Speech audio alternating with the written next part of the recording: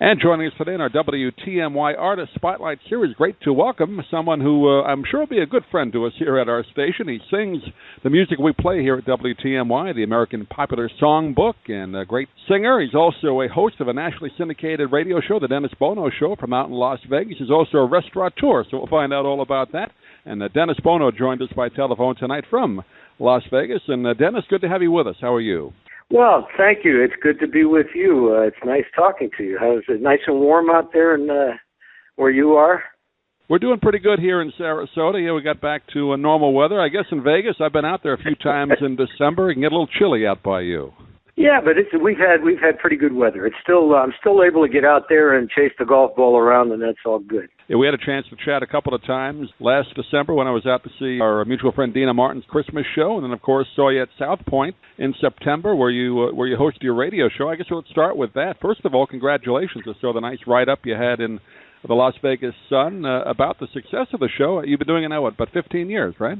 Yeah, 15 years. It's really been a joyous journey. It's an interesting thing how this came about. Being a fan, of course, of the Great American Songbook and trying to carry the torch for some of that great, music. I could see that the styles in Vegas were changing. So, I mean, I've been in Vegas since the 80s, since Mr. Sinatra and Julie they had me come to Vegas and put me to work out here, but I could see 15 years ago that the styles were changing, so I kind of reinvented myself and came up with this idea for this variety show, which is sort of a throwback, kind of a cross between, Mike Douglas, Johnny Carson, Merv Griffin kind of a thing, and it would allow me to still sing, and the celebrities come on and perform, and it's really been it's been a joyous ride because I just didn't realize it was going to take off the way it has over these years. So I'm having a ball doing it.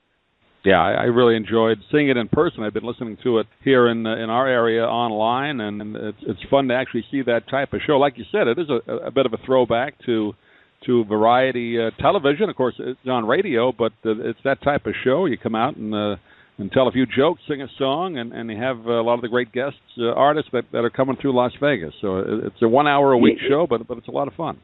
Well, it's fun because, you have the audience, the live audience of 500 people, and I kind of feel like many of them have been with me for so long. I just kind of feel like the audience is a member of our cast, so to speak, and they've been terrific, and it's just it's really a fun day, and I can't tell you how much fun I'm having, and I think that everybody comes on the show has a good time as well as the audience, and it's been a terrific run, and we're just going to keep doing it as long as people keep enjoying it. So.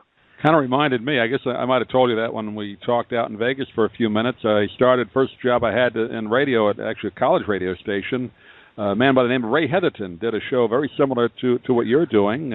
Came out, sang, and had guests. Of course, people know probably better his daughter, Joey Heatherton, but it's that type of show, and I'm glad you keep it going, that type of radio.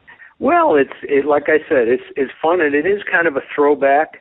But what's amazing about radio is that people, especially when you have a live audience and people hear it from other parts of the country, they kind of you have to use your imagination. You kind of feel like you're there as well, and that's been part of the success of the show, is that we made the listeners feel like they're part of the audience as well. So it's been a terrific ride. You mentioned before the name of Frank Sinatra and your background, just kind of reading your bio a little bit, Frank, and was it Jilly? Jilly was the guy that they got together and they heard a CD of yours. Is that right? That kind of brought you out to Vegas? Well, yeah, it was funny because I had been on the road, sort of learning my craft over the years, and I said, well, I wasn't sure where my career was going, and I had recorded a CD that was getting airplay in Los Angeles, and I'm originally from Hartford, Connecticut. So, unfortunately, it wasn't getting any airplay in Hartford. So what I did was I took a job as an entertainment director at a major hotel, which still allowed me to sing. And all of a sudden I'm in my office one day, and I get this call from Jilly. And next thing I know, I'm in New York, and they take me to Warner Brothers. The next thing I know, I meet Mr. Sinatra, and my whole life turned around and ended up going to Las Vegas, and it's just been a joy ever since. It's been a terrific experience for me. Had you ever met Frank at any show that you may have seen of his before, or any connection? Well, no, I hadn't. Frank? I mean, it's certainly I just that I, of course, admired everything that he had done musically, and it was a great influence on my tastes. Little did I know at that time that, growing up, I was a closet Sinatra guy. I grew up in high school listening to all the music of my peers, but I was still a Sinatra kind of. The influence was terrific on me. So what happened was, when all this came down, and all of a sudden here I'm sitting in Los Angeles with Frank Sinatra and Julie Rizzo at a restaurant, and I'm pinching myself, saying, "Boy, this can't really be happening."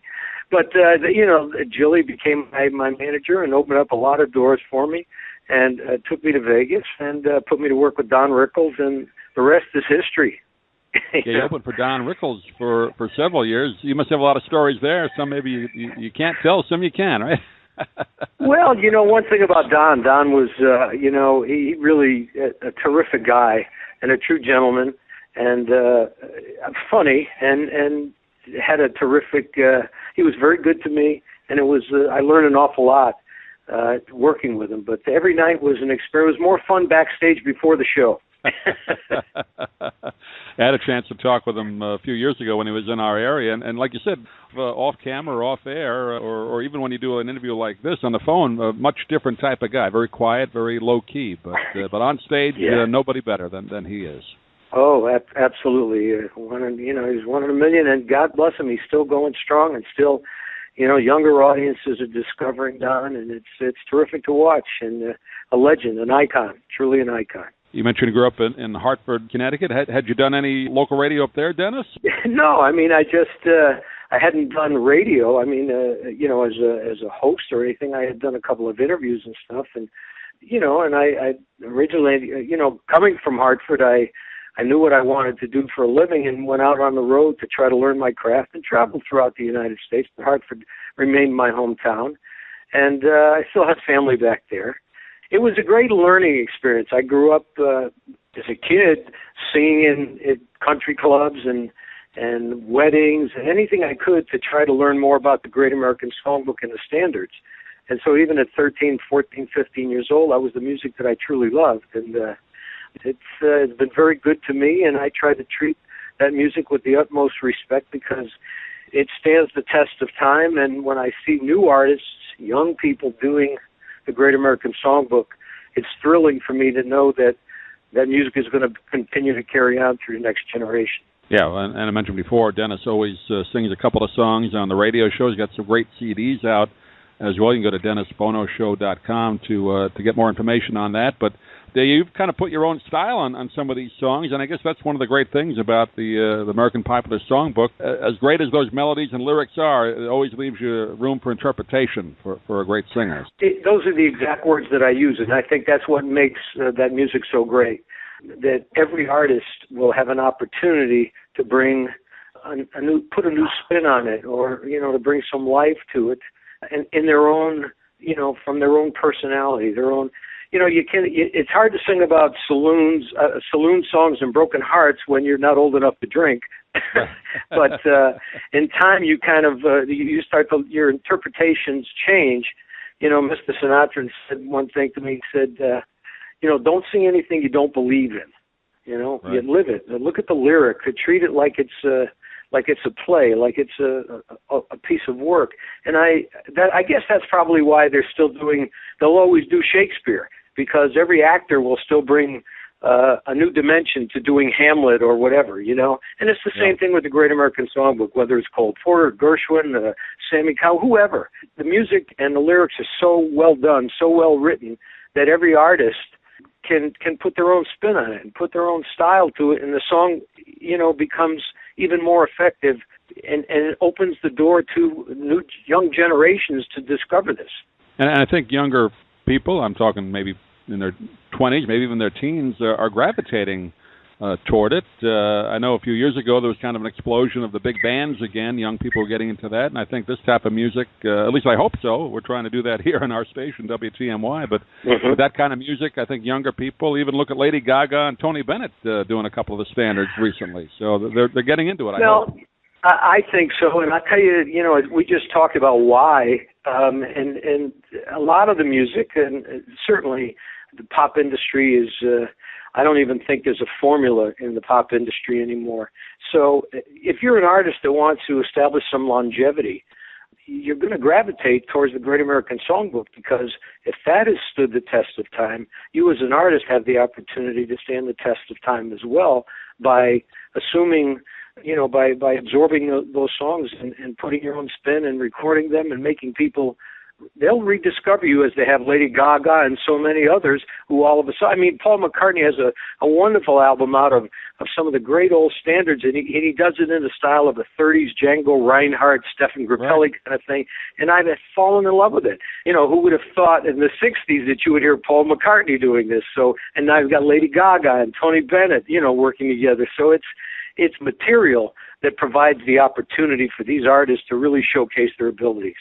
I never would have thought Rod Stewart would have put out a series of standard albums. Well, that's right. And he made a lot of younger people and a lot of his fans discover that music. So that's why it was so important, Yeah, that was the good thing. Whether you like his singing style or not, he did it. And they did 3 or 4 of them very successful. Absolutely. With Dennis Bono of the Dennis Bono Radio Show. You can hear that on CRN Network, which is on the cable TV system. Also go to iTunes. And Dennis, I want to talk a little bit about you also are a restaurateur. I know your wife Lorraine Hunt Bono and you, and I guess your mother-in-law still run the restaurant. It's been in Vegas for a long time, right? Well, I just kind of I'm on the periphery of it. We have it's a tremendous. Listen, if you think the entertainment business is difficult, boy, getting into the restaurant business is twice as difficult. But it's a family business. My wife, of course, my mother-in-law, who's 97 years old, still goes down to the restaurant a couple times a week to make sure they're following her recipes. She came out in 1943 to Las Vegas and opened up her first restaurant. But it's been, a family business, and my wife has created a couple of other venues over the years, different locations for my mother-in-law's recipes, and it really does have a tremendous tradition and a tremendous history. We've had everybody. And of course, my wife's background is show business as well. As a young gal, she was a singer here in Las Vegas, and then of course she evolved into real estate, and then went into the political arena and became lieutenant governor ultimately of the state of Nevada, and then ran for governor. And I said, she didn't become governor because nobody wanted me as the first lady, But the restaurant is really part of our identity out here. And like I said, I just kind of stay on the edges of that, just kind of watch what goes on around me, The Bootlegger is the name of it. I don't think I said that before. And you also have entertainment. No, it's kind of a throwback to. It's entertainment. 7 nights a week. We're 24/7. We never close. We have gaming and music every night, and it's a very popular spot. And a lot of the legends in our industry are very much aware of it. So when they come to Vegas, it's a good place to hang, and it's great Italian food. And my mother-in-law is 97, and they're still following her recipes, and she makes sure of that. And so it's really got quite a history. When you come into the restaurant, you just look at the photos. Everybody from Sinatra to George Bush to Margaret Thatcher. It's just unbelievable, the history of this place. I feel privileged to be part of a family that has such a tremendous tradition out here in Las Vegas. But I don't claim to be in the restaurant business. I just kind of watch it and just absorb it from the outside in, I saw your mom-in-law briefly after the show in September when I was out there. So, great lady. Yeah, she's still. Wife, met her a couple of times, and you got the best of both worlds. You got showbiz and politics. You got it all going for you, and restaurants. Well, it's pretty colorful, I will admit.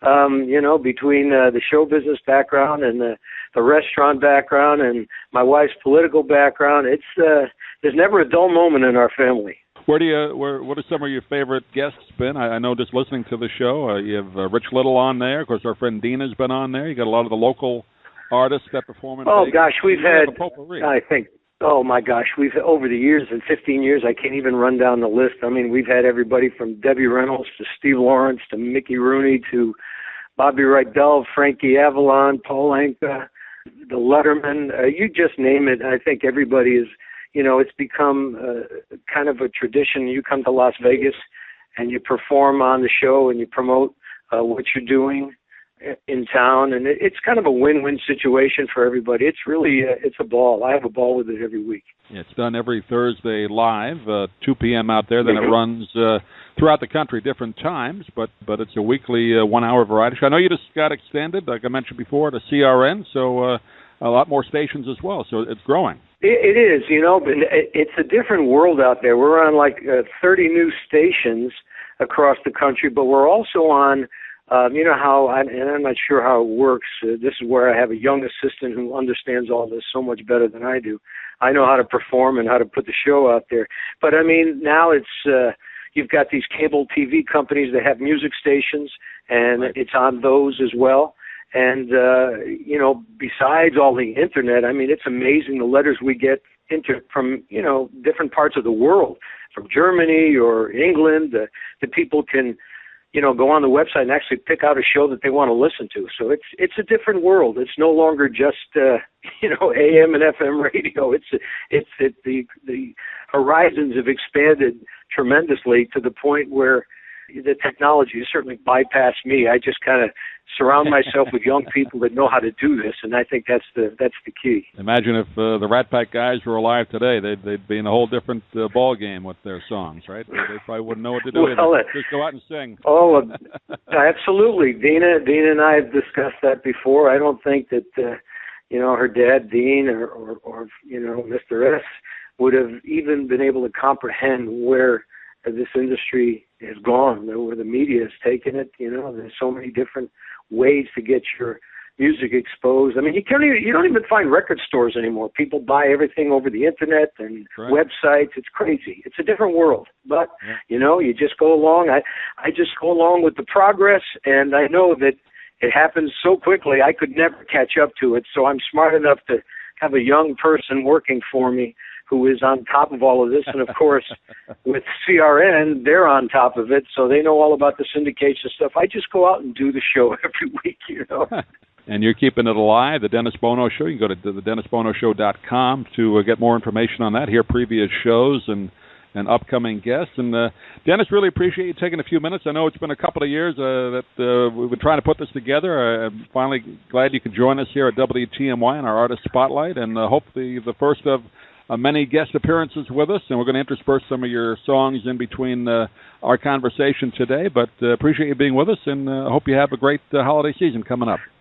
Well, Doug, thank you so much, and thank everybody out there in Sarasota, and I hope that they get a chance to listen to some of this stuff, and I'm glad you're carrying that tradition of the Great American Songbook.